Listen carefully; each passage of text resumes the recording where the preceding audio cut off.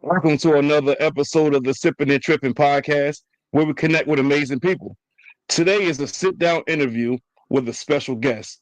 I am your host, Desmond Black, and the person that's sipping and tripping with me today is someone who has 38 years plus in voice acting. The videos he has voiced has well over 250 million YouTube views and counting. He has voiced 56 audiobooks, and the games he's voiced has over a million downloads. He has 33 years of experience in network and major market radio. He's voiced over 30,000 projects, and his very first interview was with Ozzy Osbourne. In his radio days, he's interviewed well-known rock celebrities, including Chris Robinson from the Black Crowes. He was also a traffic reporter for 11 years. He is none other than Mr. Mike Paine. How are you doing today, and how was your week so far? Desmond, great to be here. My week's been awesome. How you doing? I'm good. I'm glad to be doing this again because it's been like 7 weeks where I wasn't doing it. So this is my third one back from that 7 week hiatus. So it feels good. It's really good. It's going to be really good. It's going to be really good. Yeah. So like the podcast thing for me, like, I get something out of it. It allows me to converse with people and just, entertain, viewers and just, enlighten some people, and it's just therapeutic for me. It's almost like talking to a counselor. So, yeah. So it feels good to be back in the swing of things. That's nice. I like it. I like it a lot. Yeah. And it's good to be here. I'm happy to be here. Hello, everybody. And I'm ready to talk about anything you want. Let's go. All right. So on my platform, I like to conversate, educate, and entertain. I always like to open up with that. Mm-hmm. So let me ask you this: where were you born, and where did you grow up? Born in Chicago, Illinois. Grew up in Chicago in my early years, and moved to Dallas, Texas. Moved to Fresno, and now back in Chicago for the last 33 years and counting. So yeah. Started here, went around, came back. That reminds me of myself because like I spent most of my life in New Jersey. Like I was in Jersey, then I moved to Delaware, back to Jersey, then North Carolina, and then since August of 2003, I've been back in Jersey. So it's similar. Now the places you've been, which are your favorite? You like Chicago? Or you like Dallas? You said Dallas, right? Or Fresno? Not Fresno. No offense, Fresno. I liked Fresno. I was only there for about less than a year, so I can't really go by that. But I love Dallas. I mean, Dallas was awesome, but that was again late '80s, early '90s. So it's been a long time since I've been there. I've only been there back there a couple times, so I can't tell you what it's like now. But Chicago's good. I love Dallas, so I can't really. I mean, Chicago's got so many great places to eat. I mean, you'll never go hungry coming here. Right. Yeah, so I mean, I've been to Chicago once. My younger brother was in the military, so I went out there for like 3 or 4 days. It was cool. It was very windy. Yeah. And they got the Chicago dogs out there, the hot dogs. Right. So that was cool. But yeah, it was most of my time was really just observing people in the military, and that was a crazy thing in itself because I remember it was this. Not a barracks. It was this big old, I don't know, a building. Yeah. And we had to watch from afar, right? We couldn't get too close. And I watched them just break bones. And I was like, what the fuck is that? And they said they could break any bone as long as it's not a vital bone. I remember they had this one kid strapped to a chair, like somebody that's on death row or something. They strap their wrists and stuff there. It was like that. And they was like, give us the codes. He was like, no. So he bent his finger like this. They said, give us the codes. Right? He's like, no. And they just snapped it all the way back to where it touched it. Oh my God. And he started crying. And then he gave up whatever codes. And then they was like, no, he got kicked out. Obviously you get dishonorable discharge like that. And I seen people get drowned in the pool. They had a big old pool and they just drowned people where they just lifeless. And I was like, oh, hell no. And then when it was like my brother's turn, I was about to freak out, but they had them big old guns. And my brother was like, "Oh, you don't want to act like that with these people."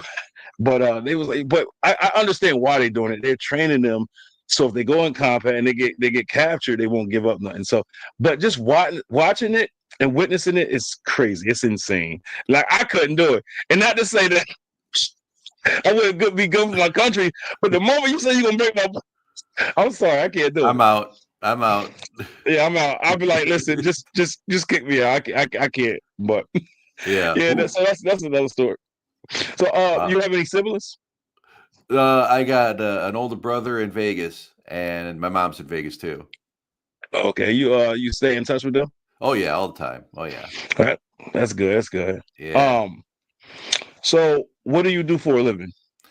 I am a voice actor. I have been voice acting, like you mentioned in the intro, for almost 40 years since the cavemen were roaming the earth. I've been here forever and did radio for 33 years. I voice everything from church announcements all the way up to games and everything in between. If there's a type of thing that's been needing a voice, I've voiced it and then some. So yeah, and Right. I'm a voice acting coach as well, and I produce demo reels and full service. So, people that want to learn about voice acting for the first time, or if they're veteran voice actors and they need, to go over technique, or they want to know where to find meaningful work, or they want to get a demo reel done, I'm here for all of that. So I offer a little bit of everything to everybody. And since I've been doing it so long, I think I can tell people with confidence about what I do and how I do it. And it's been great because some of the people I've worked with, I mean, I had a guy come to me and he had a really kind of high pitched voice, and he plays a Right. lot of he's way into Dungeons and Dragons, and he's like, Mike, I don't see anybody wanting my voice. I'm like, what are you talking about? Have you thought of doing audiobooks? And he goes, and his face lit up, and he goes, no, I never thought of that. And I'm like, well, why don't you narrate maybe children's books or fantasy books? You're into fantasy, right? Yeah. He's on his fourth audiobook. He just emailed me the other day. He started from nothing, and he's on his fourth audiobook. That's the kind of thing that it gets me going in the morning. That's the kind Right. of thing that as much as I love my own success, which is awesome, when I hear about other people doing well, it's just amazing. There's a guy I worked with last year on his demo reels, and he announces video games live as they happen, and he's on YouTube, and he's got almost 4.5 million views this year Mm. since he started. He's just crushing it, and yes, that's what you know. What I mean, just to be able to help people find their way, and they take the ball and run with it and be so successful is just awesome. I love that, and on the voice acting side of things, I say this all the time, and it's true. You're giving somebody's dream a voice. It's not just, Right. I'm voicing this, who cares? And you're mailing it in. And even the smallest project is important to somebody, even those church announcements. So, like, going back to that, just because a church needs someone to say something about their weekend announcements doesn't mean it's any less important. I mean, what's not important about that? That's what they're like, Mike, can you please help us? We really need to record some nice church announcements for our parish. And I'm like, absolutely, I'll do it for you, no problem. And Right. you know some of these people are like, oh, if you don't charge you know the big money and it's not worth your time and all that, we'll tell that to the church. Go ahead, I dare you to tell that to a church. They're not worth your time. And see how you feel, see if you can sleep at night. I couldn't sleep Right. at night if they no, Right. that's not how I operate. That's good. That's good. So like, how do you have kids? No kids, just me and my wife and my one fish. Oh, okay. Now you said you do the voice acting for a living. Yeah. That you solely, or is it anything else you do? No, that's it. I did program a couple of radio stations for about 11 years up until 2021, and that just became too much. It was a lot. I mean, I was burning the candle at both ends and in the middle, and it was 24/7, 7 days a week. If between the voice acting and the radio stuff, I barely slept. It was just constant work. And I'm Right. like, I'm pushing this too hard. And my wife was doing the same thing. She's got a full-time job, and uh, she also did invoicing for the radio station and some voice work too, and recorded stuff. And we had a show. I mean, we were Right. just like way too much going on there, and we made it work for a while, and then it just became overwhelming. And we're like, we gotta pick a fork in the road. I'll do voice acting and coaching and demo reel production, and she can just go back to her full time. Well, not go back to, but still do her full time thing. It was just too much Right. and causing us Right. stress. It's not worth it.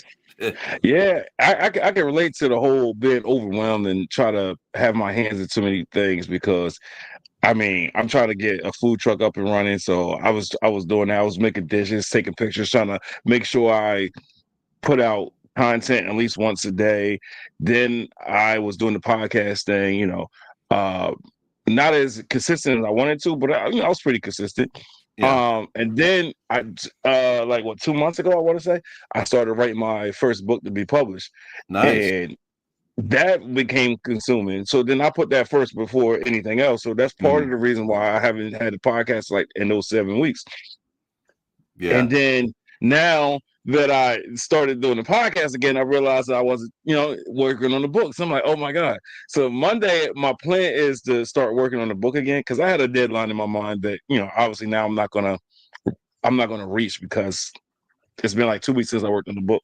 So I gotta try to find a balance between my kids and the book and the podcast. So that's where I'm at right now. But I know I'll get there. I'm optimistic. I'm positive. So you yeah. know, What kind of food it's truck? all so I have a working concept. I want to have a seasonal rotating menu. No, Um, where I like 3 months I do like Italian food. Like 3 months I do like Caribbean or island food, and then like 3 months I do like Mexican dishes. So that's my plan, and like to take off in the wintertime. But it's a process. It's a bigger process than I thought. Same thing with the book.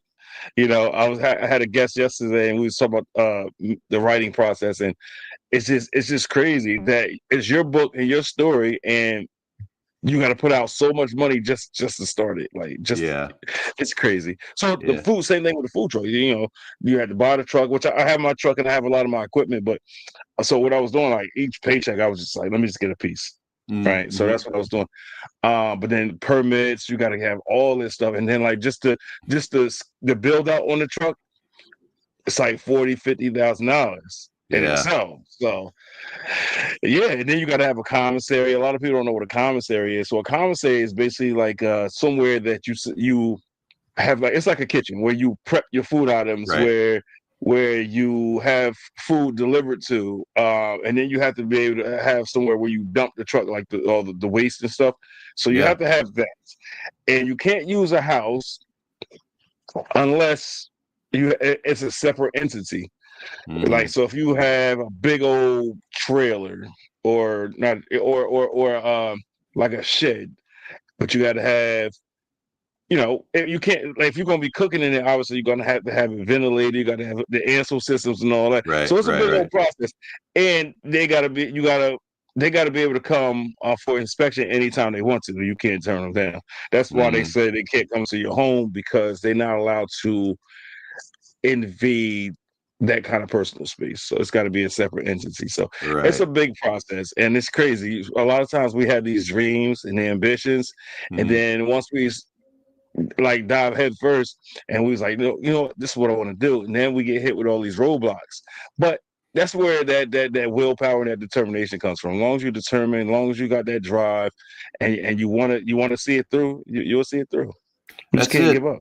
That's it. Do you have to have a specific permit? Let's say you want to go to a park in the summertime. Do you have to like contact the park first? Can you just drive up? Do you have to? I mean, I know you have to go. Like if you go to like a mall or a shopping center, you can talk to the management. But do you have to like get permission to drive around the neighborhood, for example, like an ice cream truck? A lot of us don't know how that works. Right. So for something like that, no. So if it's private property, you need permission. Hmm. But if it's not private property, you you sort of need a permit. You need to let the township know, Yeah, right? That's it. yeah, That's only people. So you don't need a permit for that. You need to have. All right. So it's a permit that you can have that says, okay, I'm legal to sell my product. Like, Right. I'll get inspected and things of that nature. All you gotta do is show it, right? It's not like you Hmm. got to go to the town and say, "Oh, I need a permit," but do need to let them know. So, like, say if somebody call the police or something, and they'll Yeah. come by and they're like, "Okay, we're aware." Or if they get a call and they're like, "What's the location?" They won't even come out because they'll tell the person, "Listen, he got a permit. He's good." So, in Yeah. that aspect, yes. But like, you don't like public places. You don't need a permit. You can just go there. Yeah. You Like know. like I'm just thinking like, Friday night in the fall high school football game, you can go in the parking lot or something. I'm just throwing ideas out there. That's what I would Right. think of first thought, something like that where there's, a few hundred people just, and they don't want the lousy cafeteria hot dog. They want some real food, Yeah, yeah. So something like that because it's a school. Then you have to let them know.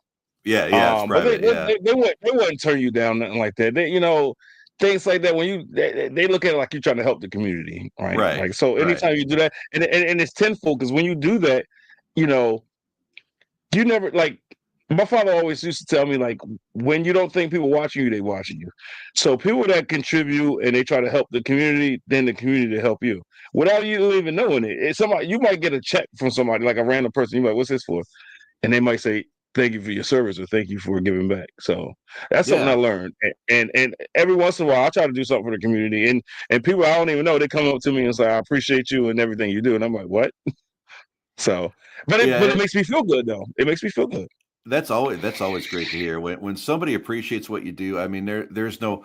Uh, I talk with people all the time that I've coached and worked with, and they say thank you, and that's what it's all about for me. And I can't.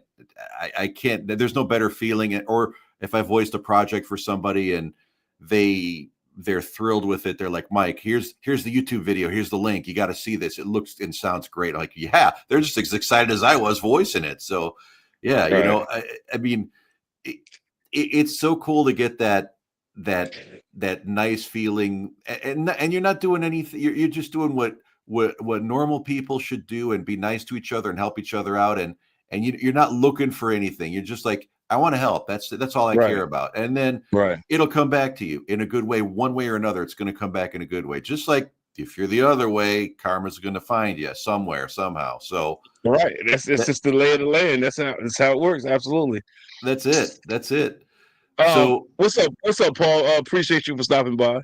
Go ahead. What would you oh, hey, Paul.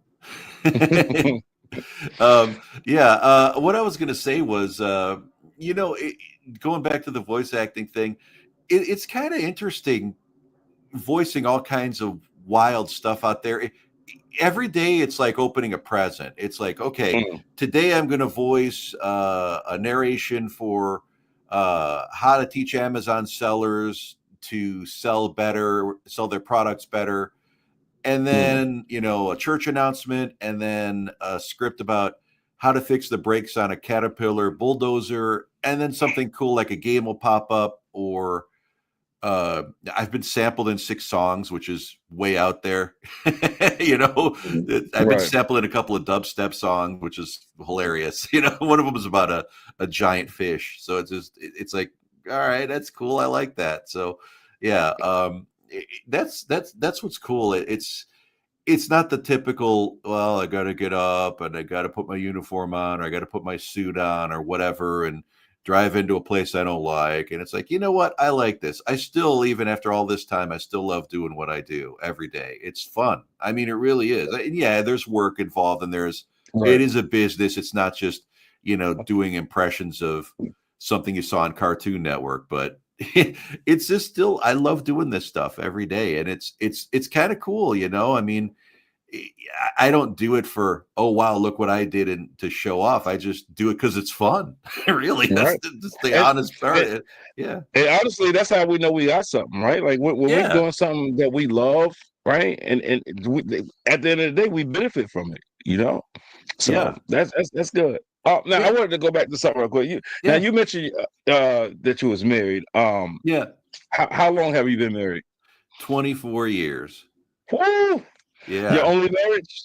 Oh yeah, and the only one that's ever going to be. I like that. I like that. And if she's watching, I know she like that. That But that's yeah. some long that's longevity right there. Yeah. It Oh was like, yeah. was it an easy or a rough road for you? It was hard before that, before I met her. Now that the rest of it, life is easy. We just she without her, I wouldn't have been able to do any of this Right, and achieved any of this stuff. I mean, I achieved stuff before I met her, but not just her being there for me and we understand each other. We don't we're just good. We just are relaxed and comfy and the right, most chill people you'll ever meet. We're just that, we don't get crazy about anything. And the only thing that gets us is sometimes is outside stuff like work, like the other radio thing right. I was talking about earlier. But that's outside stuff, and that's what gets us going, but not us. We're fine. And we always say that it's like, what, we're okay. It's like everybody else is bothering us. Right, right, right. So, Yeah, it's crazy. I'm not sure if I'll ever get married, man. Like it used to be on my radar, but now it's like I don't give it no thought. Like it's not that I'll rule it out. Like if it comes, it comes. But yeah. anybody that has that kind of longevity, man, I commend you because that's powerful. That's Yeah, powerful. we And like we I said, as kids, we all say we want it. Was when we get older, it's tough. It's a lot of yeah, work. yeah. We didn't have any kind of, you know, it just kind of happened naturally. Before I met her, I was just like, if something happens, great. If it doesn't, great. I'm so done with and this was before the internet even took off. So, we met in, 98. So it's just, it was, even back then, it was just crazy. It's just like, I don't want this weird stuff going on. And, meet Right. someone after one date and they're like, okay, we're serious, and meet my parents and I just met you. Calm down. None of that crazy stuff.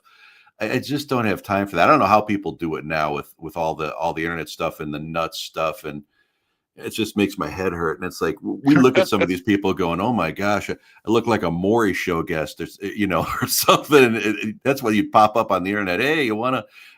And even when I first started my socials back up a couple months ago, and it's like, of course, all the bots come up with these porn pictures, and it's like, geez, can I just be on the internet for 5 seconds without crap coming in? Right, right, Just for right. 5 seconds. No, and it's crazy that we actually talk about like marriage and relationships because I'm always trying to come up with different ideas. So a couple days ago, I was like, you know what? I think for the podcast, I want to start an anthology on love and relationships. That's one Yeah, topic that a lot of people can get behind, and I think that's going to be very interesting. I have a list of people that wants to talk just about love and relationships. So that's cool. I actually put a flyer on Facebook. Saying whether you're in love or you have been in love with somebody and you want to share your story, then right. come on and be a guest. So that's gonna Yeah. be exciting. That's gonna be interesting. So yeah, that's in the works. I'll give Are you you I'll really give you I'll give you a little teaser.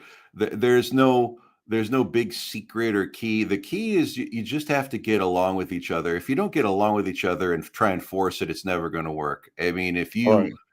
you know, everybody puts on their best face when you first meet, but the Mm, real deal is when you live with each other and you're with each other every day, and you know, do little things drive you nuts and stuff like that. I mean, it does, as long as you're having a good time, none of the other stuff matters. I really, seriously, it doesn't matter. And you kind of have the same, you don't have to be exactly the same. You could, and even if you disagree on something, you just are like, like I like this song. I'm like, I'm not really into it, but you don't go, oh, what's wrong with you? I mean, you know what I mean? right. There's a way to talk with each other instead of just going, oh, I can't believe why would you be like that? Why are you so aggressive? Don't do that. I mean, just say, oh, I'm not really into it. That's cool that you like it though. I mean, that's how people should be, instead of being so all the time. That's true. Now not to get off topic here, but all Yeah, right. yeah, So I have a good question that ties yeah. into what you was just saying. So Mhm. what are your thoughts on? All right, do you think a person should be married before living with each other, or you think you need that living experience first? Eh, I think you know uh, it's tough because and I'm not discounting. There's some people's religious beliefs that no living together before marriage, and I'm not discounting that, and I understand that, but putting that aside for a minute, you should live with someone first and get to know them. If you just get thrown together like I Yeah. said, going out on a date is way different than waking up in the morning and the water heater breaks, or Yeah. yeah, that's when the real, your car won't start and you have to get to work and you have to work Hmm. something out. That's or in my case, when I used to drive downtown, or take the train downtown, and the one time I got robbed, and Mm. that's when how is the person going to be like, oh well, call me when you get home, what, or Right. are they going to be like, oh my god, what, do you need help, are you okay, did you get hurt, that kind of Right. stuff. That's when the real important stuff. That's when you get past the hard stuff, the rest of the stuff is nothing. Right. And that's another thing. So my older brother, he also has a podcast. Mhm. He's more faith based.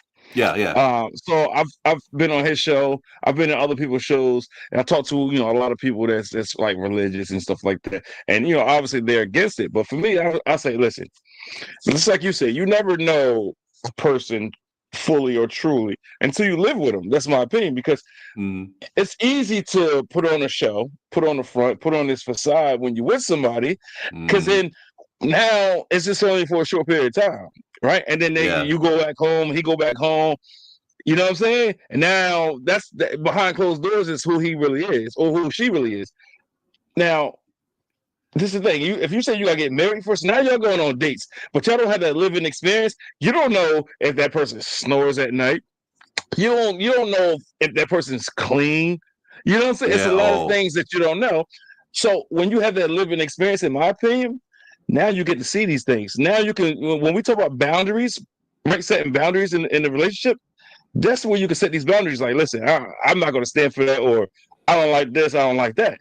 But going into it blindly, when you're married, you don't know these things, and then you go get hit with it. And they said for better or worse, sickness, health, and all that stuff. And then you yeah, take those vows, and then you ain't supposed to leave that relationship, that marriage. So now you got to put up with a whole bunch of stuff that you don't want to put up with. It's right, crazy. right. So, Yeah, I knew my wife was the one when we went on our first date, and we went to a Chinese restaurant, and there was a nice table by the fireplace, but it was so hot. It was like it felt like 500 degrees, and we both looked at each other, and I was like, "Is this too hot? Do you want to move to another table?" She's like, "Yeah, it's kind of hot."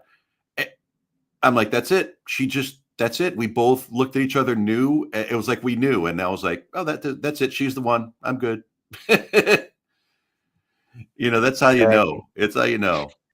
Right. And it's a lot of things, like, in relationships, like it is those little things that stands out, you know. Like if you're sick and you roll over inside the bed and it's like a cup of water waiting for you, or things like that, or you get Mhm. ready to take a shower, your clothes is already laid out, and your toothbrush is out. Those little things go a long way, and that's what makes you gravitate towards them more. You like, damn, I love this person. That's it. If I get to have this for a long time or the rest of my life, I'm set. I'm good. I'm happy. You know what I'm saying? It's Oh, nothing more peaceful than that. that's how I You know? feel every morning. I wake up and it's nice and just, you know, it's casual and relaxing. The only thing that we have left to do on the old bucket list is we're going to get a house with an indoor pool, and that's what Mm. because we love going to the health club and going to the pool, but it's such drama sometimes, and also the weather. Do you want to go to the pool when it's 20 below out and wind's blowing sideways, and do you Mm-mm. want to be all wet coming out of there and catch a cold? And it's like, and then the people in there, it's like during the day when we go, it's a lot of the people in there just like, they're chatty, and that's okay. But it's like, I don't want to talk about weird politics with these guys, and All I right. like, and they're naked standing there. I'm like, I don't want to deal with that. I just want to get dressed, get undressed. It's like, I don't feel comfortable, dude. I don't want to talk about nothing. I just want to get dressed and go home with my wife. I don't want to talk with you about whatever your thing is. I'm not here for an hour naked Yeah. and dripping wet in the cold. So yeah, so yeah, and it sounds like, oh yeah, you guys are rolling in it and you're getting this mega mansion, but there's houses out there with indoor pools that aren't crazy expensive, which is great. So it's going to happen pretty soon. I mean, we're almost done paying this house, and we're gonna get there. We're gonna get a nice place with a nice indoor pool where we can just get up, have Mm-hmm. something to drink, go swim for a while, relax. That's it. That's the dream. I mean, It's a good dream to have because I it never had that dream, but now you said I want to say that'd be nice. You ain't yeah. got to worry about going outside where, like you said, when it's hot and stuff. You Hmm. go in there. I'm getting in the pool. It's nice. It's like when you go to a hotel, you go to downstairs, whatever. You go to the pool. Hmm. Same concept. It's inside. It's nice. It's nice. That's It's like it. having your own YMCA type of thing. That's what I love, and it's nice and cozy, and there it's gonna happen. It's so much fun because it's like almost like you have your cool little house, and then once you open that sliding door, it's like, ooh, there's a pool, and it's ours, and it's 4 seasons. That doesn't matter if it's snowing outside or 100 degrees. It's our pool, and it's all, we don't have to worry about weird people and getting up and driving somewhere and dealing with weather and traffic and none of that. It's just like you just pop in, open the door, and get in. That's what I want. That's what we both want really bad. Got you. Are you religious? Since we was talking about the religious thing. Yeah, I'm not super religious, but I am. I'm Greek Orthodox, so yeah. Okay. Now, besides voice acting, what do you like to do in your spare time? Well, my wife and I have watched probably like 3,000 horror movies or more. We watch horror movies all the time. We've been reselling stuff on eBay since 1999. And I used to do sports card shows and collectible shows. I used to resell sports cards, and I had a job actually delivering sports cards for a little while, and it did that. And then it eventually became reselling stuff on eBay. We'd go to garage sales and flea markets and rummage sales and stuff, and resell stuff and find stuff for ourselves too. But it was a great way to make money for a while. But now eBay is so darn expensive. Just to ship stuff is insane. It costs like $5.50 just to ship, a piece of paper now. It's ridiculous when it used to be like a couple of bucks. So Yeah. it's getting too much. It's getting too expensive with all the fees and it's not worth it now. I mean, we do sell some stuff, but no, not like it used to be. Before, it used to be like, sometimes, especially during the busy season, around November, we'd have like 14 things to ship in one day or something. Now it's like, once every couple of weeks, but it's still something. Still All fun to right. do. Okay. So, all right. So now I want to get into the conversation of the whole voice acting thing a little bit Yeah. more. Yeah. Um, so what opened the door for you, as far as getting into the voice acting business? Well, in 1987, I was going to the University of Texas at Arlington for a business degree, and I just really always thought it would be cool. When I went to a movie, I thought, these people that do these movie trailers, it sounds like a fun job. Can you imagine having a job where you just voice cool stuff? And I had no idea. I was like, 17, 18 years old, 17 years old. And it was just kind of hey, that would be cool to do. So one day I just picked up the phone book, the old yellow pages, for those younger than 30. That's a thing. Yeah. We used to have to Yeah. pick up a big book and look through pages that were yellow and dial numbers. Yeah. I remember the white pages, yellow pages. Yeah, I Yeah. remember. Yeah. So Nowadays, everything's just Google. that's it. That's it. So I just went and dialed up video production companies and cable TV stations, not knowing anything about what I was talking about, and saying, "Do you need voice actors?" And one guy took a chance on me at a cable TV station, said, "Come on in, I'll teach you some stuff."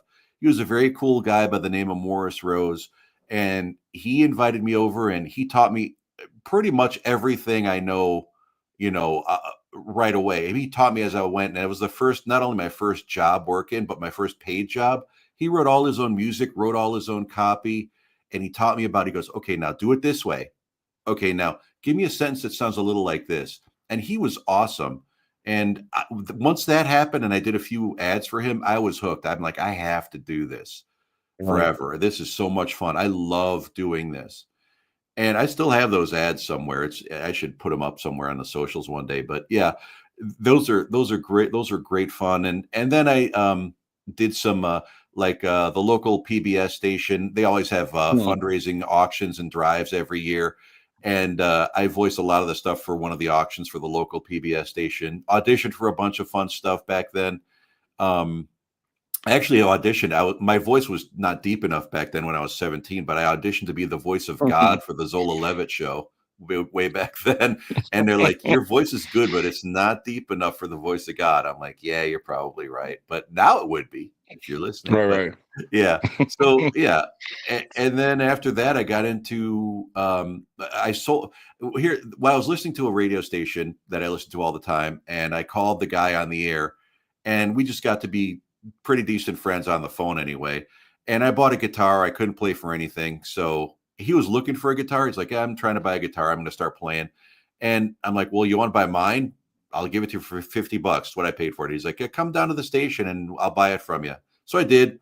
We talked for a while, and he's like, yeah, you've done some voice work before. You want to do some radio too? I'll go, yeah, that'd be great. Not knowing a thing. I've never been to a radio station before. And he goes, the Right. guy down the hall at the top 40 station needs a producer. You should apply for it. I'm like, oh, yeah, I'll do that. I went in there and said, hey, I'm your guy. I'm the producer. And he's like, what? I got all these people applying. What are you talking about? I'm like, give me a week. If you don't like me, teach me everything you know. If you don't like me, just get rid of me and I'll work for free. He's like, Mhm. all right. So I produced a morning show, a top 40 morning show for a national network, and it had like 65 stations. It was like, I don't know, this kid, me just doing this, having all this attitude. And I learned Right. everything that I needed to know. I learned how to cut up tape and do bits and do funny voices and stuff like that, and work with him and learn a lot of stuff. And then eventually the guy that I sold the guitar to, he became the program director of the rock station.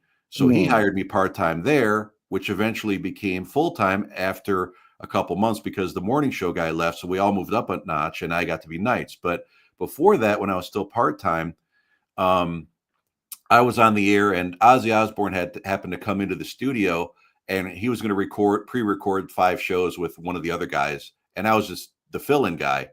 So while he was there, the network executives and the record executives were all like, "Well, just why don't we just put Ozzy on live for a few minutes with whoever's on the air?" And I happened to be whoever was on the air. No preparation, no, nothing. It was just, and I was a kid, 19 years old, and my first interview ever was Ozzy Osbourne, and it was just like, okay, and it turned out okay actually. I was just because I knew I love his music and I knew a lot about what he did. So we just kind of talked and hung out and had a great time. And the network executives were looking into this little porthole window in the studio, and they're like, "Who is this kid? Where'd you get this kid? How does he know so much?"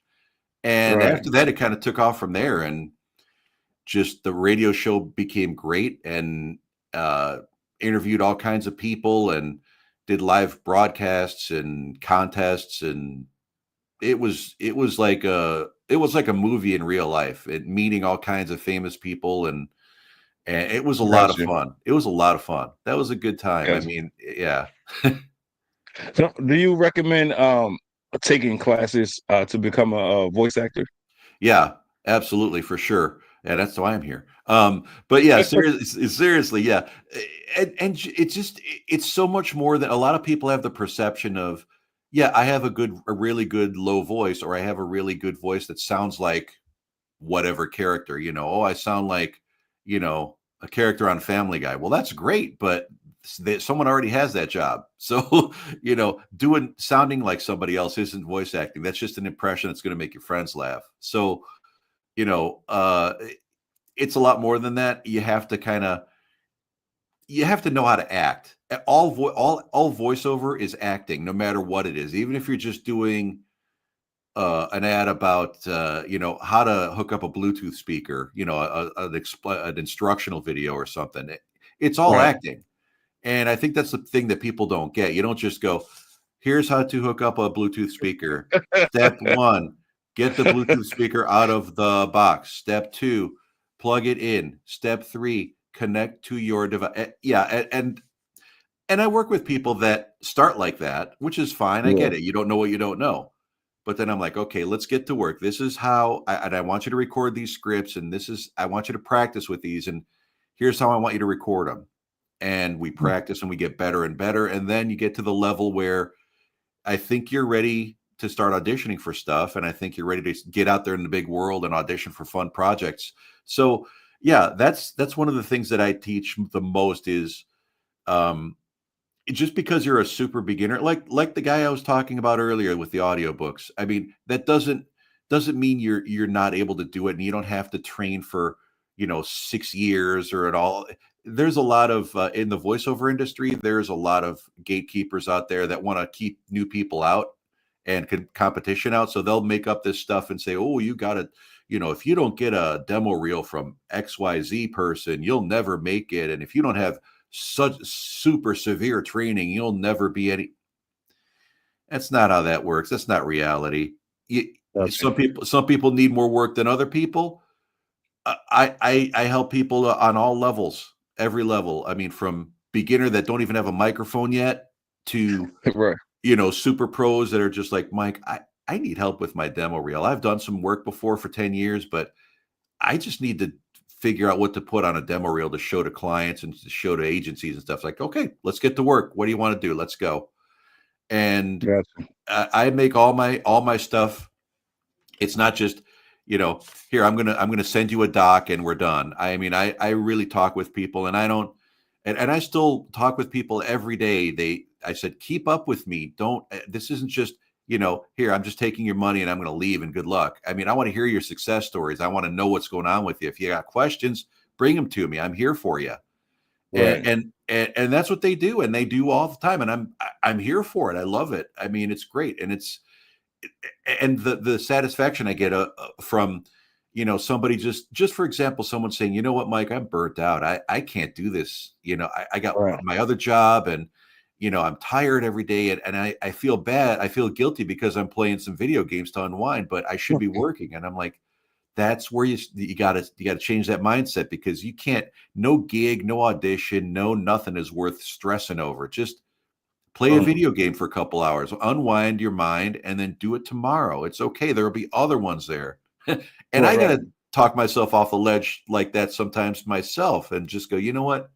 Just, it'll get better tomorrow. It's been a bad day. Just, you know, do what you have to do and pull that, close the laptop and get out of there for a bit and watch a movie and let your mind unwind. And that's the best advice I could give anybody is stop putting so much pressure on yourself. It's not a race. It's not a Yeah. competition. You're doing this for you. Right. You're not, it's not American Idol, for crying out loud. It's Right. just Right. there's room for all of us out there. And it's true. There is. There really is. Gotcha. Now, Paul had a question up on the Yeah, screen Paul. for you. Oh, I see you, Paul. Who was his favorite celebrity he's met? Well, Paul, Ozzy Osbourne's right up there because it's the first one. And it was, it happened to be, one of the most famous people out there, that everybody knows. Um, I love meeting Gene Simmons from Kiss. Mm. I love meeting Lemmy from Motorhead, Chris Robinson from the Black Crowes. Aerosmith was fun. There's so many that I met or interviewed. Right. David Coverdale from Whitesnake was really fun. Yeah, I only have like a couple of regrets that this is, naive kid me.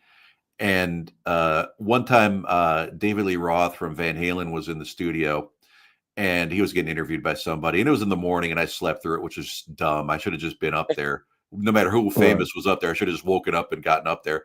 And he called the house. He called my house, and he was like, "Hey, Mike, what are you doing? Why aren't you here, dude?" It was like and I thought it was somebody doing an impression. And I'm like, "Oh yeah, very funny, Steve, the guy who was on the air." And he's like, "No, that was Dave. He was here." I'm like, and Right. then I saw the pictures later, and I'm like, I listened back, and I'm going, no, that's not an impression. That was really Dave leaving me a voice, leaving me a message on my answering machine going, "Hey, why aren't you here?" And it's like, I should have probably gone up there for that. That might have been pretty fun. But yeah, Gotcha. Gotcha. yeah, So how do you land gigs? Do you reach out to people, or are you established now to the point where they reach out to you? both. Both. Yeah, I just actually before we started talking, I got an offer to voice an audiobook. So I'm going to look into that as soon as we're done here. But you know, yeah, I have profiles set up on various platforms that they just literally just send me orders and just inbox me saying, "Mike, can you voice an audition for this?" And that's great. And then I go out and seek auditions for myself. I'll audition for audiobooks or other projects out there. So it's kind of both. Um, And I do have an agency that occasionally I am represented by an agency that sends me stuff once a month or so. They don't do a lot of voice acting, but every so often they'll send me something. Haven't got anything from them yet, but I'm looking forward to hopefully maybe get something from them. So that'd be nice. Gotcha. Um, what is your typical process for preparing for a new role? Oh, that's great. Yeah, I love that one. It depends on what it is, and especially if I have a lot of things at once. Like for example, I'll have 5 scripts to do, and two Mm, of them are just simple explainer or instructional videos. A couple other ones are like TV radio ads, and then one's a drill instructor for a game. Well, I will take the easiest on my voice first, like the less stress on my voice first, voice those, and then voice the other two, right. and it just depends on the amount of, I wouldn't do the drill instructor first because that'll blow out my voice for the other things and I'll sound all raspy and hoarse and stuff.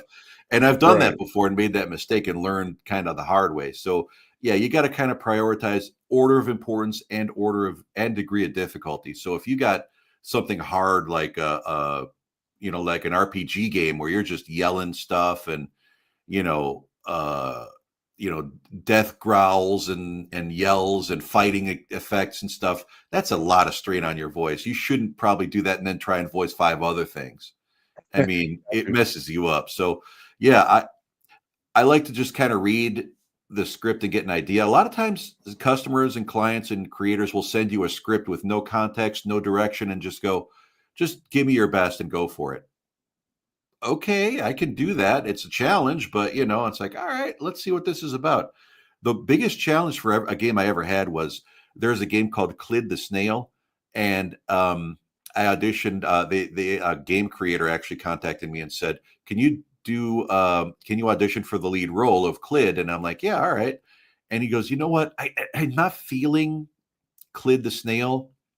But can you do the shaman tortoise instead? You sound more suited for that." I'm like, "Yeah, I'm still in the game, right?" He goes, "Yeah." So I had to make up a language all my own, like kind of Klingon from Star Trek.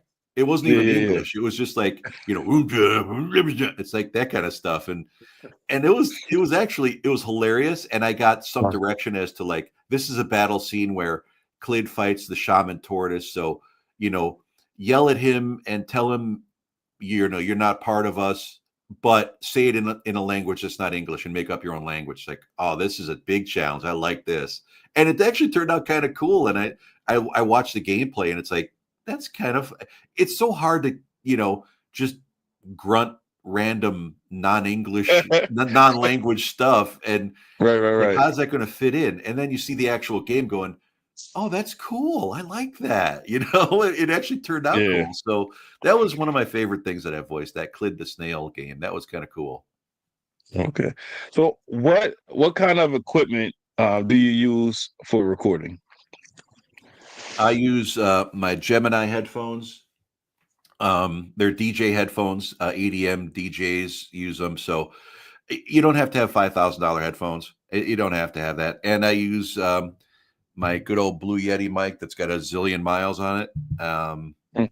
And I've got an Electro Voice RE20 that's in mothballs. I haven't used that in a long time, but yeah, this one's it don't need it. You don't need it now with and I've got a ranch house with a lot of a ranch house with brick, and it's a super small room, and it's got natural excellent acoustics. So I don't need a big super fancy studio. This is super quiet. I don't get any kind of background noise. We live near the airport, and jets can fly over with the windows closed. You probably can't hear anything. So, you know, Okay. So I got a good question for you. yeah. Um, what do you keep I mean, how do you keep your voice healthy and in shape? The best way is drink all kinds of water. Like this is like 64 ounces. So Wait, I that and I that's water? yeah. It's it's pink, right? Oh no, what? Red? Or Let me try that again. Yeah, oh, okay, okay, okay. it was a I reflection. got you. Yeah, yeah. Yeah, yeah. It's in the Coke glass. I see. Yeah. It's I was like red water. yeah, no, it's and or tea. I mean, I drink iced tea sometimes, hot tea. But yeah, just drink a ton of water, keep your voice hydrated. Um, as far as keeping my voice good. There's also something called Vocal Zone, which are lozenges that they're from the UK, and you get them on Amazon. And if you have a hard session, like the most scripts I've voiced in one day, I think was 48 plus some In radio one day? stuff. Yeah. 48. That's a lot. Yeah, plus some radio stuff like radio. I used to do news, weather, sports for the radio station, so that not even including that. So my Right. voice was fried after that. And the most I ever did consecutive, I voiced 6 hours straight without a break for an audiobook, which is don't do that. I do not recommend voicing 6 straight hours of stuff. That's crazy stuff. How do you So even stay awake for something like that? Like, that was intense. Yeah, that after about I really just wanted to get it done in one night, which is just dumb. That's yeah. way too hard. So I did it, but the last couple of paragraphs, I was literally just fighting it. I mean, my voice was just shot. Yeah, It yeah, was yeah. gone.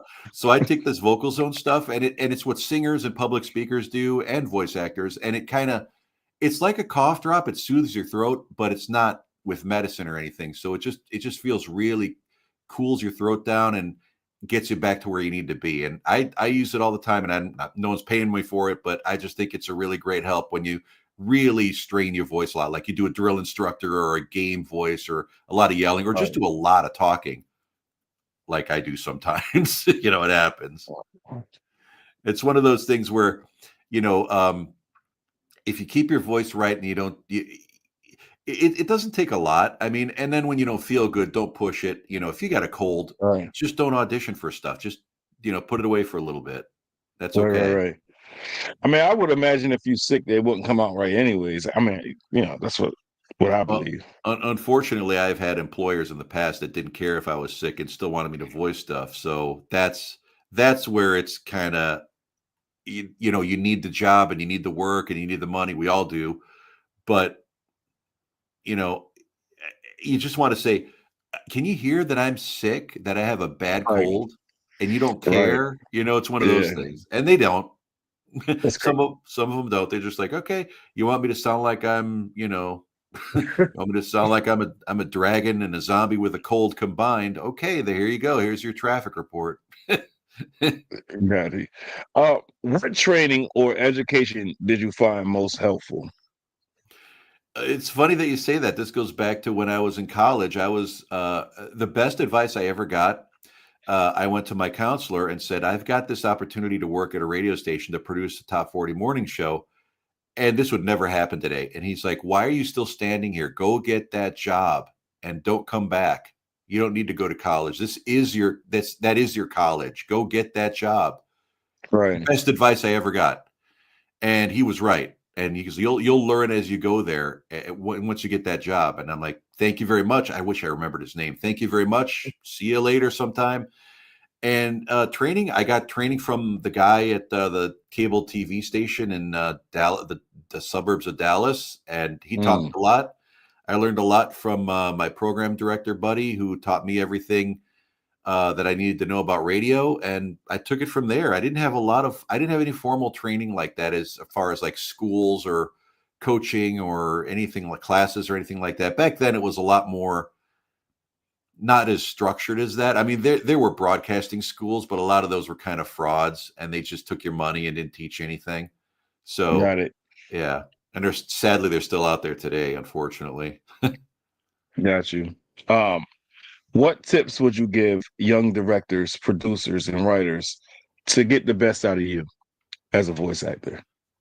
Give me as much information as possible about what you want me to voice instead of make it a deep voice. Well, I got that, but what do you want it like? Is it dramatic? Is it happy? Is it fun? Do you want me to sound like a documentary? Give me as much direction as possible with each character. And I love that. When I read a description that's like, okay, this horror movie character, he visits a haunted house and he's going to encounter uh, you know, zombies, and he's trying to escape with his friend, but he loses his cameraman, and he's trying to save. It's like super. It's like almost the whole story. It's like, all right, you actually put some thought into this. Okay, I got this now. All right, great. So yeah, Got it. give me as much direction as possible, Well, and even with the lines, even say, pause here, bold a word that you really want me to emphasize, or say, in this sentence, make sure the character really sounds scared and almost crying. Perfect. I love that. That's perfect. That's the kind of direction that you need to give us as actors to do. So that's that's what I would say. Okay. Now we mentioned the audiobooks.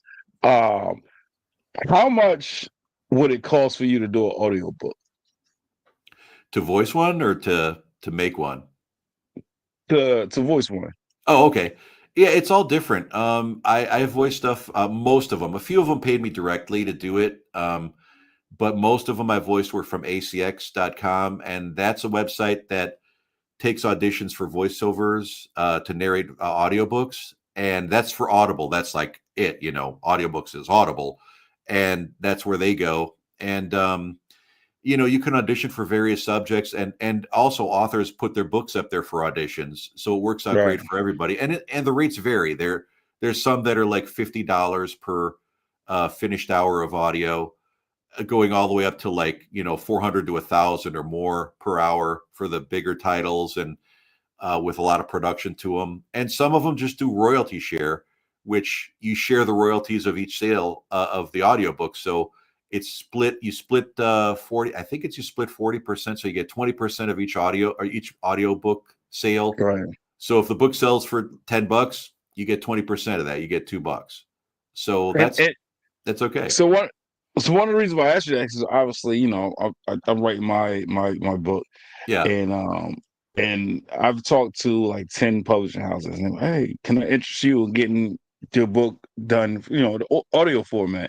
Right. I'm like, that would be nice. Some people don't like to read, or they feel like they don't have the time, but they'll listen to it any day. So I was like, all right, that sounds good. But I'm like, now you talk about more expenses, because it's like they would like, one thing they had in common was, say if the book sells for $30, I mean, $30 per Yeah. book. Yeah. They said I'll probably only make $7 off it. And I was like, say what? Yeah. So to me, that's crazy. Now you bringing in audiobooks. Now it's another percentage. Now, granted, that's not from the total book. That's for the audio, but it's the same concept. So I didn't know it was like that. I thought when you come up with a book and you get it published, I thought you get this paycheck and that's cool.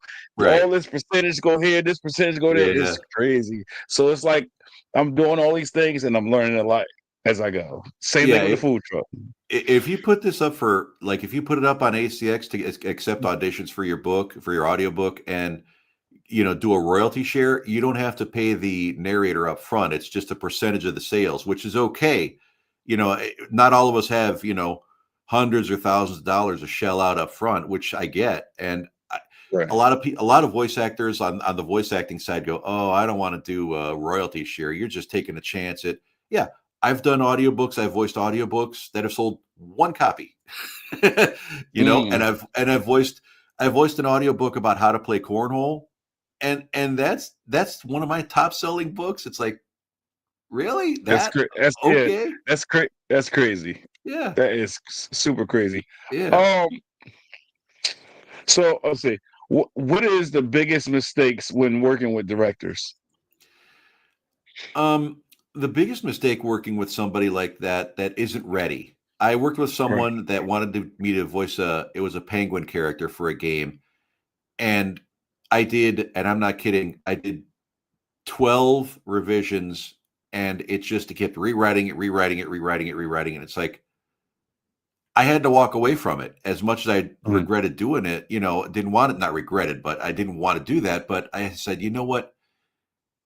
You're not ready. You have to have these guys, I don't mind, fixing a sentence, a word, whatever, oh, this sentence didn't sound right. Fine, we'll fix that. But 12 completely rewritten scripts. It's like, and I learned that as a lesson myself, because that's way too much. And it's like, you're not ready yet. You need to get this character perfect before or at least close to perfect before you come to a voice actor and say, okay, voice my thing. You have no idea what you're doing, and you're not ready. Right.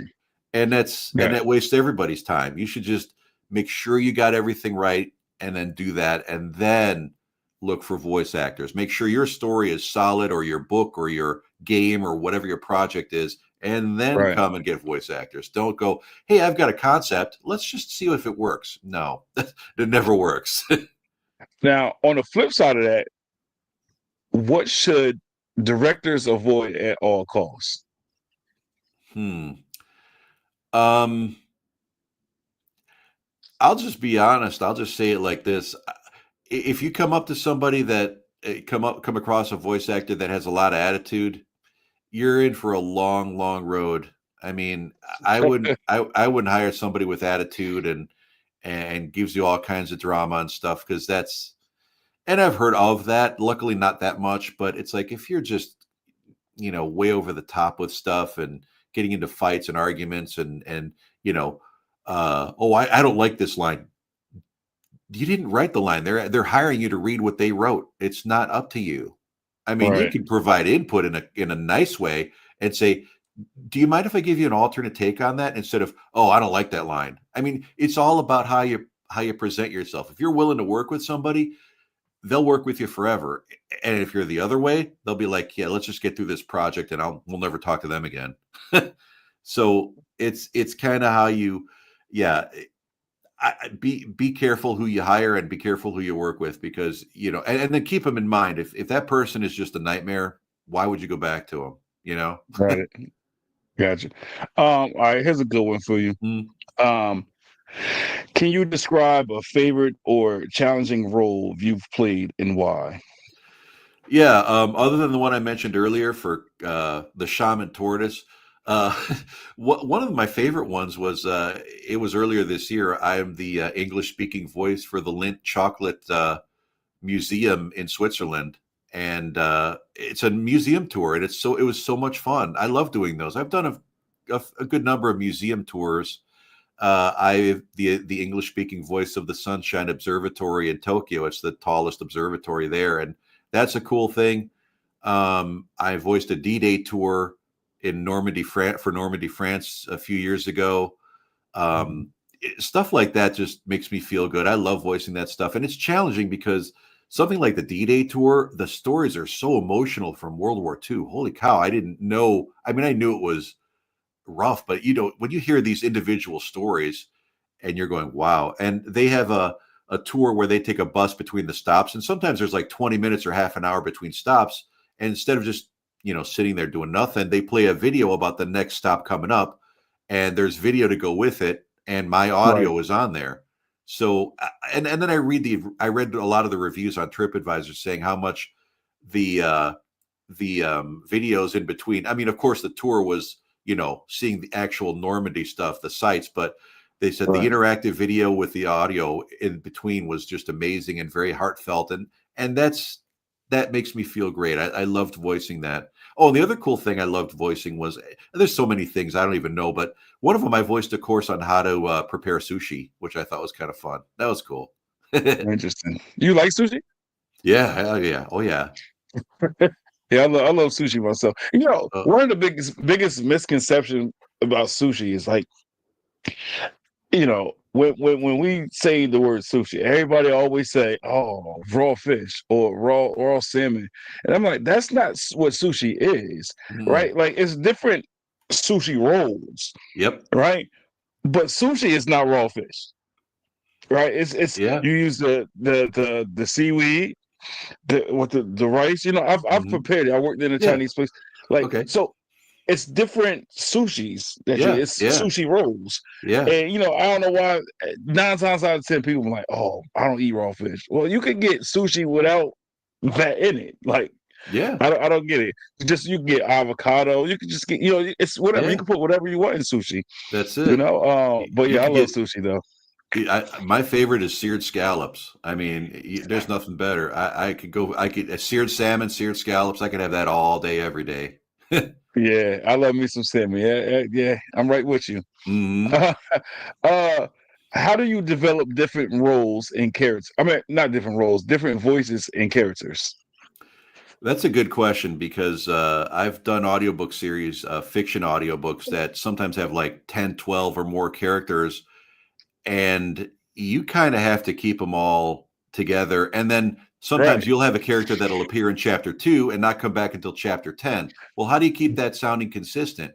What I do is I take a snippet of each character, save it on an audio file for for future reference. So let's say right, I'm voicing the vampire comes up once in chapter 2, and then again in chapter 8. It's like, whoa, let's stop a minute. Oh, the vampire. Okay. And then I refer to the old audio. So it sounds consistent all the way through. Is because instead you're going to think of, did the vampire sound like this? How do I find? And then you have to go back and find it. It takes up so much extra time instead of just And going, that's yeah. Yeah, and that's what I was getting at. Yeah, because like as I was, preparing for this episode, I was like, that's a good question because I could imagine having multiple characters and keeping up with the Mm. voice and the characteristics and everything of each one. So I thought that was a good one to ask you. Yeah, and two-person conversations are kind of hard, themselves too. So I do those too. I mean, a lot of, you're talking with somebody else and make them sound completely different. Okay, well, I'll, do somebody with a really deep voice. And it's funny that you say that because there's a local news anchor on TV here, and he has a voice that's kind of like this. He's very condescending. And every time there's a character that comes up that needs to be kind of a smart ass, I always use that voice because and it actually works.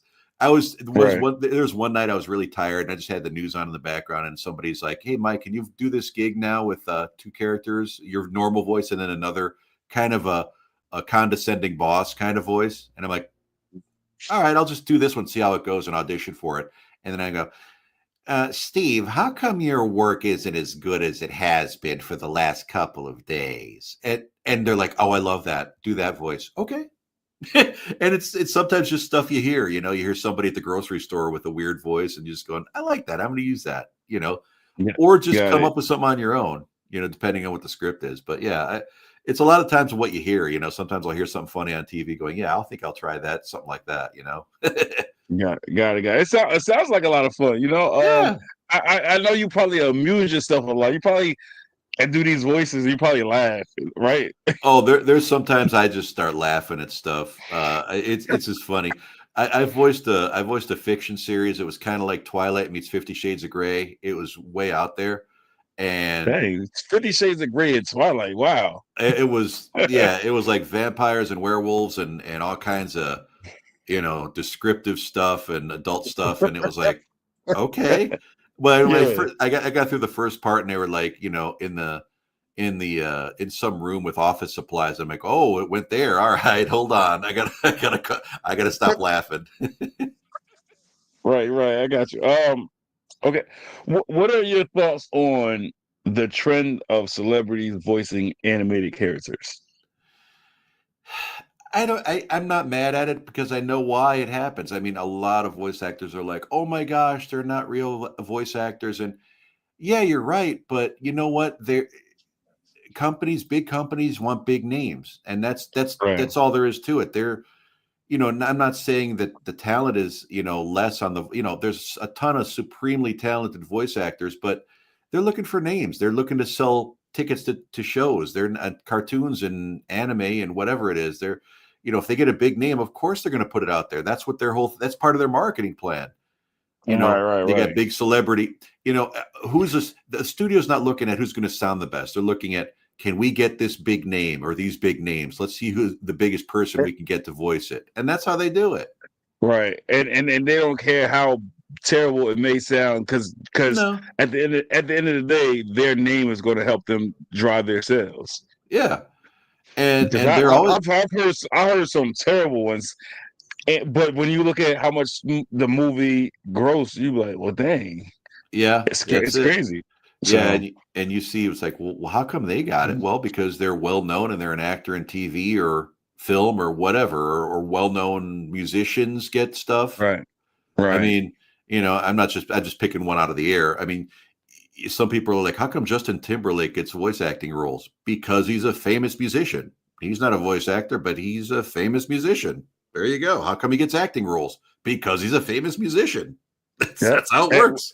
Without seeing anything or hearing the voice, you seen the name and you be like, oh, because I've seen that like a couple times in movies. I see a movie or like a title or something, Mhm. and I'm like, I don't know what that is. When I'm like, who's in the movie, and I see it, the moment I see a big name, oh yeah, I gotta go see that now. That's it. And So and no offense, they're not gonna, sell as much if they have, oh, here's my animation thing, or here's my cartoon, or here's my animated movie with, people that aren't well known, and they're gonna be like, oh, well, it'll sell some. but they want to sell a ton. So if they're going to have, and you see all the ads on TV and on cable and streaming and all that, they'll say so and so animation is coming out next week featuring, and all the big names go scrolling across the screen. That's why they do that, because they want to sell tickets. That's all. Absolutely, absolutely. Yeah. So let's see. What advice do you have for someone that's looking to start a career in voice acting?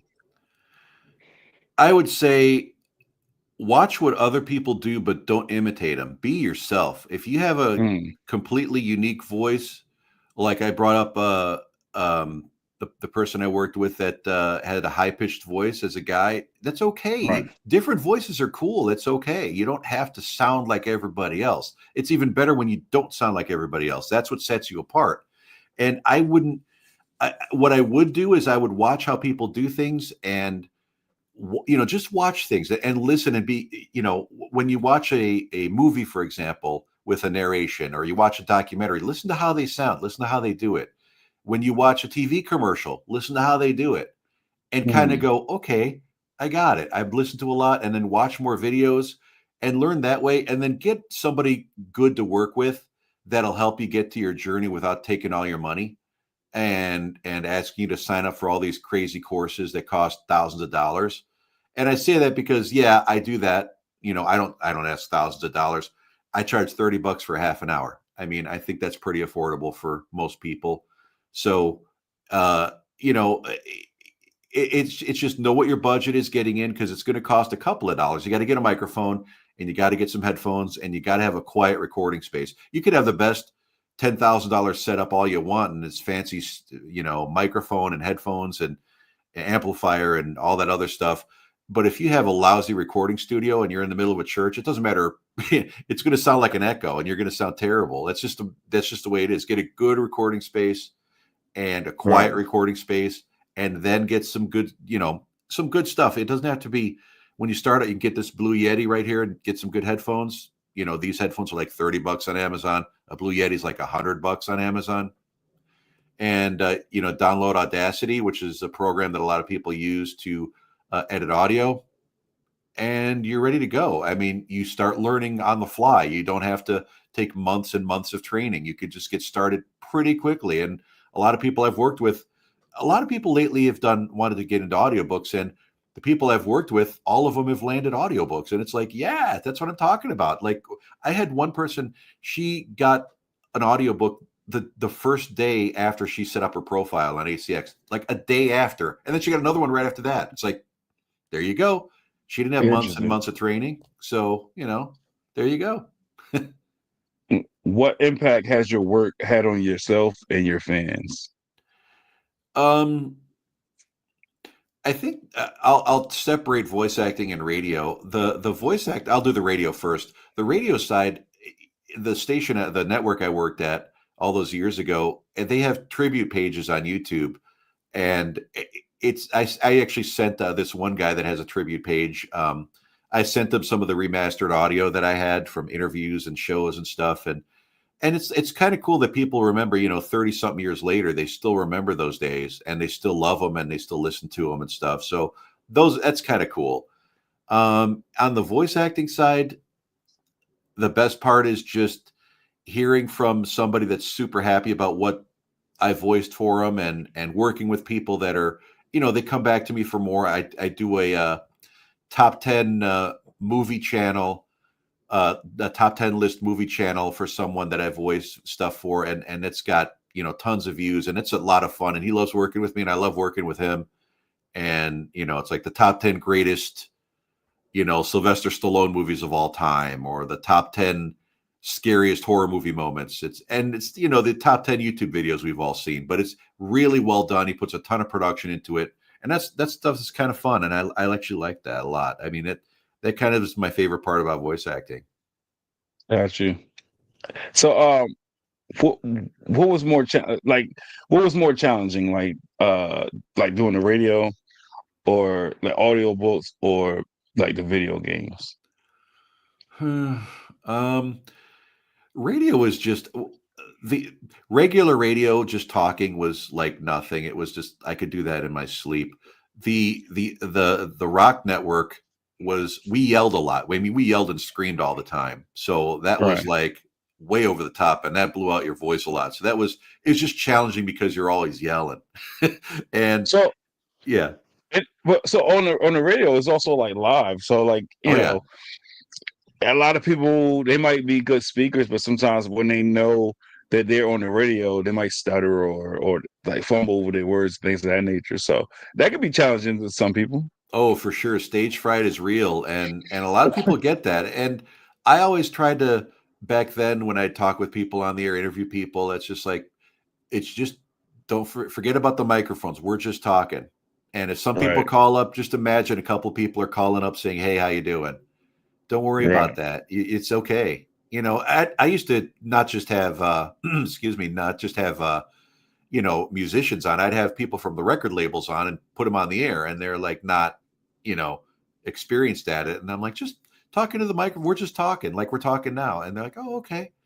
And they were great at everybody I've ever talked with. Or in the first couple seconds, like, but after that, they really get into it and they're having fun. And that's what it was all about. It was more. I didn't have any.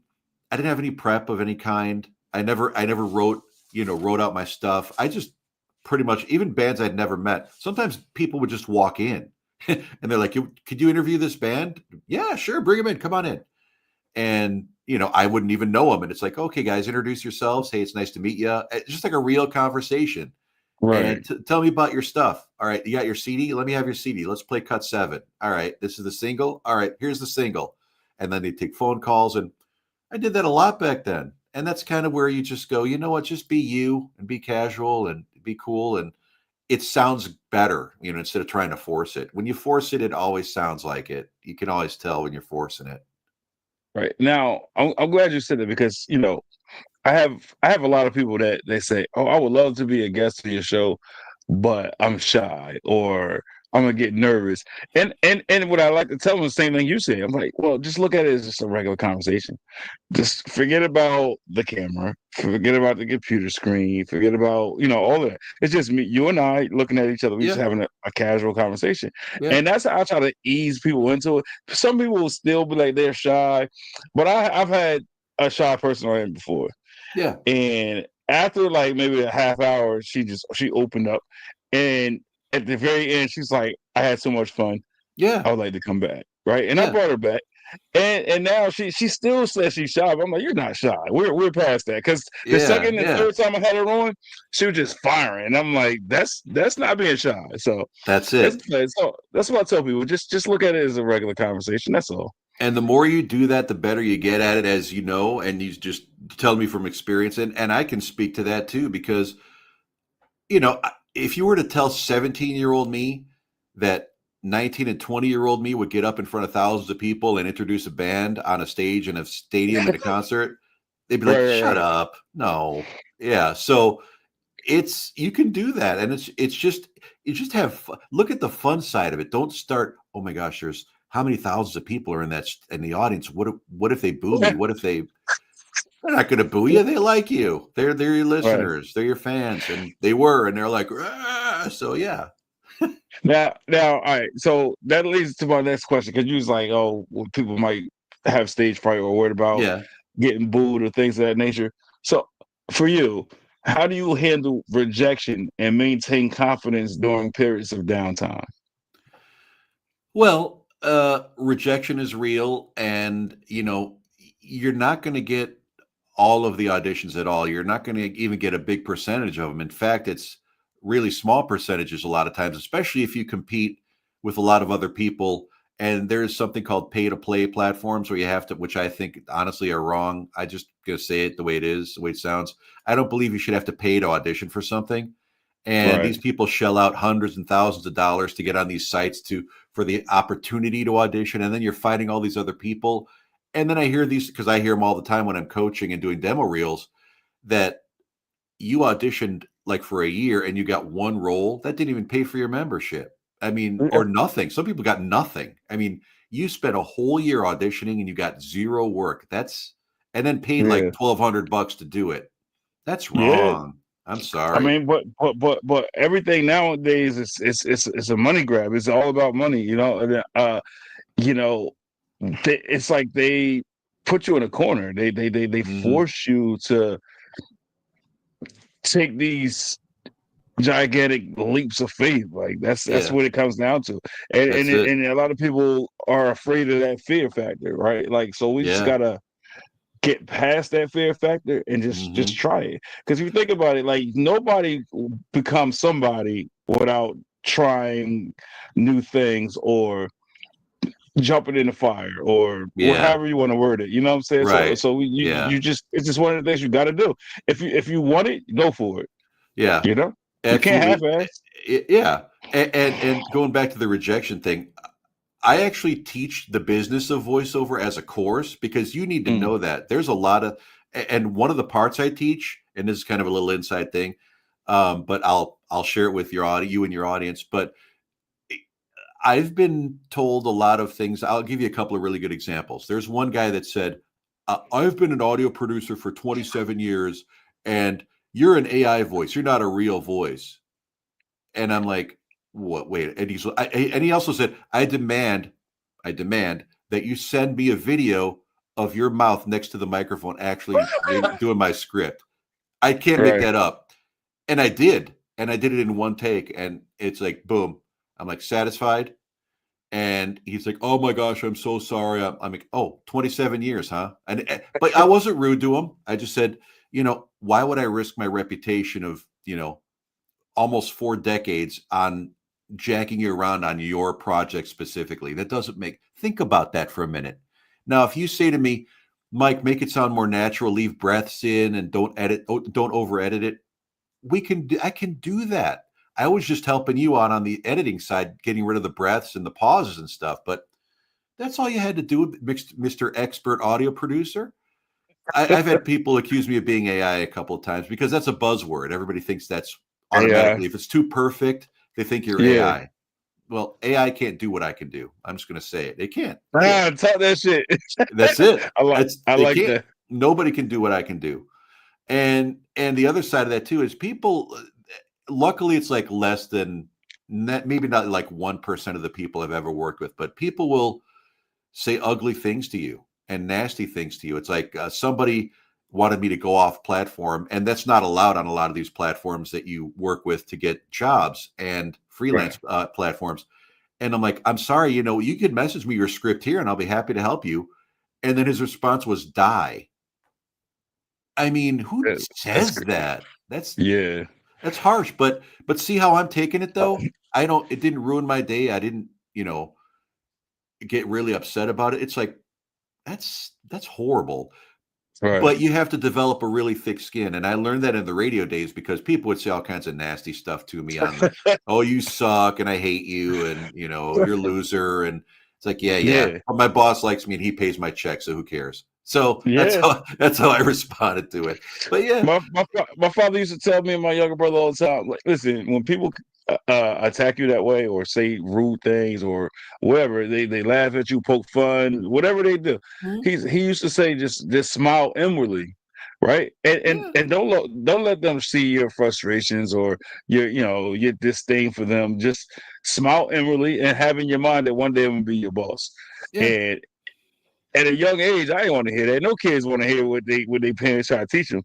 But as I got older, I used, I instilled that. I instilled those things in my kids, but I yeah, started to take heed to those things, and that's the mindset I had. It's a lot of things that people say I couldn't do or wouldn't be able to do in life, and hmm, instead of rubbing it in or arguing and being combative and saying, yes, I will," I just kept continue to push myself and progress. And then once I became what they said I wouldn't, I didn't rub it in their face. I just might give them a look, yeah, or keep doing what I'm doing and just let my work show for itself, right? Not my mouth, just my work, right. And you now, know? having said that, it's a cliche, but pick your battles.